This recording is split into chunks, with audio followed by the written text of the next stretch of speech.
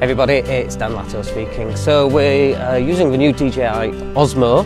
It's quite a nice piece of kit, and if it's looking rather smooth, then it's because it's on a self-stabilised gimbal. And as you can see, when we're taking pictures, we can walk and talk, and we get very little shake. It's pretty cool stuff. 500 quid. So it's not cheap, but it's a great selfie solution for when you're doing videos like this. So if we just turn the camera around and face me, there you go, there I am. And so welcome everybody, great to have you here. And in this video what I wanted to talk to you about was I've just got back from spending some time in England, and I just flew in on Friday. Today's Tuesday, I got back yesterday. It was a bit of a slog, I'll be honest with you, getting back. And so basically it was a car drive down to East Midlands, a flight from East Midlands to Alicante, a train from Alicante to Valencia, and then a train from Valencia to Castellón, and then a Castellón back to where my villa is here in Spain. Was a taxi, and I missed a bus out in there somewhere from the airport to the train station. So it was pretty hard work, it was pretty tiring, and I'm pretty exhausted from it. But the thing to point out here is that actually that's my choice. It's all my choice. That was all completely my choice. I've been doing this for 3 years. And so whatever it is that you're going through right now, you've got to understand that this is your choice. You've made a decision to do this, to live life in this way, to make these choices, to decide what it is that you're going to do. And you've got to stick with those choices. It's just, they're your choices. And if you don't like the choices that you've made, then now is the time to start changing those choices, because you can do that. We all have the power to choose. It may be that getting the reality of what you want is harder, but we all have the power to choose. While I was in Leeds, by the way, one of the difficulties living in England is that there's not a lot you can do. Basically, you go home, gets to night time, you switch your TV on, and you watch telly. And so, what else is there to do, basically? It's raining all the time, it's grey all the time, you go shopping, you go out for a meal, and then you go home and you watch TV, you put the X Factor on. And I was watching a TV programme, and the TV programme was called Made in Leeds. It's on one of those crappy Freeview channels, and there was a lady on there, and there was a coach on there as well, but the two ladies, and one of the ladies was complaining about the fact that she's not been able to go on holiday. She was only able to go to Wales, whereas other people were going to Portugal or so. And it really annoyed me, because in the very next sentence she's then talking about what's the TV programme called? She was talking about what's the TV programme called? Not the X Factor. Not Happy Feet. Happy Feet's a film. Anyway, she's talking about some TV programme about Great British Bake Off, because that's suddenly stopped and her whole life has ended. And so on one hand she's complaining about the fact, by the way, let's just show you this. Look at that. How's that for a view? That looks pretty awesome. This is where I live, and I'm really proud to live here. Just look at that. Look at those colours through there. That's just phenomenal. Look at that. Just amazing. So if you can hear the water in the background, then that's the sea, basically. But she was complaining about the fact that she can't afford to go away on holiday, and yet she was addicted to Great British Bake Off. It's like, stop watching that crap. Just stop watching TV. And the coach there, she was saying, well, actually, I don't watch much TV.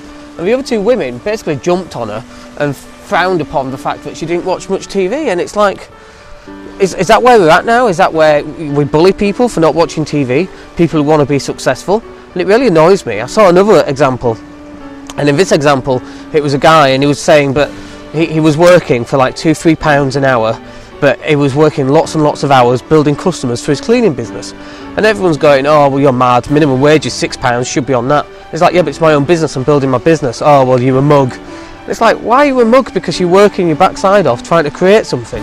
And by the way, these are then the same people who, when he goes out and buys his Ferrari, because he worked so freaking hard for the last 5 years, when he buys his Ferrari, they'll spit on it and they'll scratch it because they don't like the fact that he's got something that they haven't. And they go, it's not fair, you were lucky. Even though this is the same guy that then went out and earned £2-3 an hour to build his business. And people don't like that for some reason. And it just drives me nuts. This is just the English mentality. And I've got to say that when we moved out here to Spain, my income shot up. My income shot up because I don't have to watch things like Great British Bake Off, X Factor. I actually watch the X Factor, for God's sake. Like, if you think that that's music going on X Factor while, I don't know, all these people telling you good or crap, that's not music. Get in your garage, get your guitar, practice. That's music. Practice, practice, practice. I remember seeing people on top of a Pops, and they had, you know, on the keyboard, they had the actual letters for the chords on written on the keys, because they didn't know them properly. That's music. It's not having singing lessons and all that malarkey. It's a load of rubbish. Let me just show you this, by the way. I'll just show you this. Look at this. This is so cool.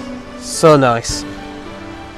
We are, I don't know what time it is. It's about 9:30 on a Tuesday morning. So blessed to be able to live in a place like this. That's just amazing, isn't it? Look at that. So this is one of the problems we're living in England. I mean, it's not just one of the problems, there's quite a lot of problems, isn't it? But one of the hardest bits to get away from is the fact that there's all these negative things going around, telling you you're not good enough, getting you to watch TV.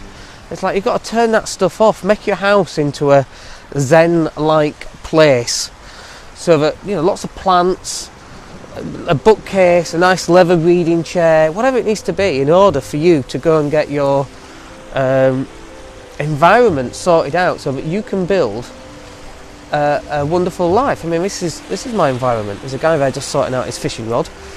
I don't know if he's fishing for his breakfast, but I've got a feeling he might be.